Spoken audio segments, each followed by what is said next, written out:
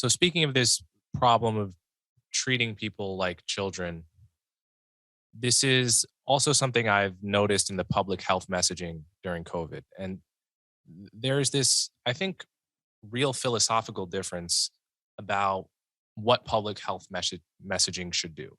Should it be totally honest and transparent? Should it treat the population as more or less smart, capable of handling facts and nuance, capable of not jumping to false conclusions from true facts? Or should public health messaging be paternalistic? Should it be that, Fauci, Francis Collins, well, now no longer Francis Collins, but the public health officials should act sort of like our parents, Zelensky. Mm-hmm.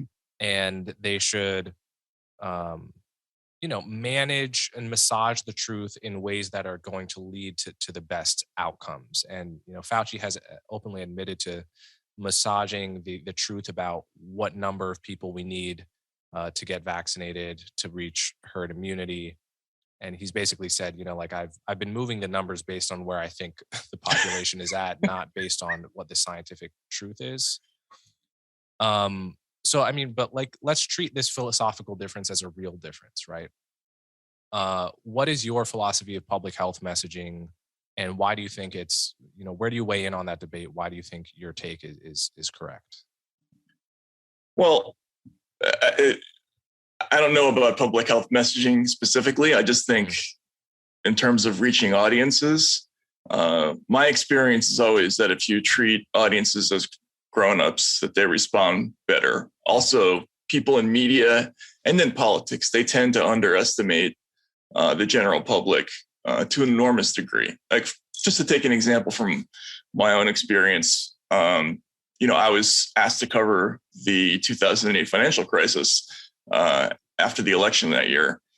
And I was repeatedly told by people in financial media, well, you can't get into the weeds on this stuff. Like, you can't tell people what, spend 2,000 words or 3,000 words on what a credit default swap is and how that works, because people are stupid and they'll tune it out and they won't want to read forward on that. And it just turns out to be exactly the opposite. People actually have a tremendous hunger to have things explained to them, and they want to be able to make informed decisions about what's going on. And if you lie to them even once, the game is over from that point. Like, they are never going to listen to you again. And so I think what we've seen with COVID, and you brought up a couple of the examples, but there have been so many of these instances where the superficial explanation is that they're for our own good. They're trying to either exclude facts or downplay facts in an effort to try to get people to make the decision to get vaccinated. Just to take an example, downplaying the effectiveness of natural immunity, right? Like, why would you do that? Why would you tell people that, well, actually, it doesn't really work, or we recommend our assessment is that vaccination is more effective? Why can't you just say to people, look, natural immunity does work, but we also think that you should get vaccinated? Like, that's a smart thing to do. And furthermore, as a society-wide strategy, it works better for everybody if you get vaccinated. But if you happen to have already had the disease, you will be, protected from it to a certain degree. And let's tell you exactly what that is. I don't understand why they can't do that. And they've taken the attitude from the beginning. I don't know what you think about this, that people can't handle those kinds of distinctions. Mm-hmm. And I think it's been catastrophic. I don't know about you, but to my mind, there's probably going to be always a certain number of people who will tune out the government. But they've increased that number, I think, by their posture. Yeah. So I think my guess is that the intelligence of the population is sort of the wrong metric to be looking at here. But the conformism of the population is the right metric. Like, whether you're a conformist or not is sort of an element of your personality. I don't know if it's part genetic, part environmental or whatever, but you have people that are just more likely to do what the crowd is doing and to trust the common wisdom, and you have people that are less likely to do that. And I think more conformist people end up at more conformist institutions, and I think they assume that more people are like them in the world than actually are. That's a So I good point. think I think they think, like if we just say that that natural immunity doesn't work, if we basically call any concern about myocarditis misinformation, we rather than give like the nuanced take of natural immunity is good too, but we still recommend you get vaxxed, or there is an increased risk of myocarditis for boys aged 18, men aged 18 to 24, but is actually still very very safe, despite even the worst estimates suggest you should probably still get the vaccine in most cases, and that doesn't generalize to people outside of that population, right? So that people underestimate the number of nonconformists, and I think they therefore underestimate the deleterious effect to their own reputation by telling these sort of quote unquote white lies.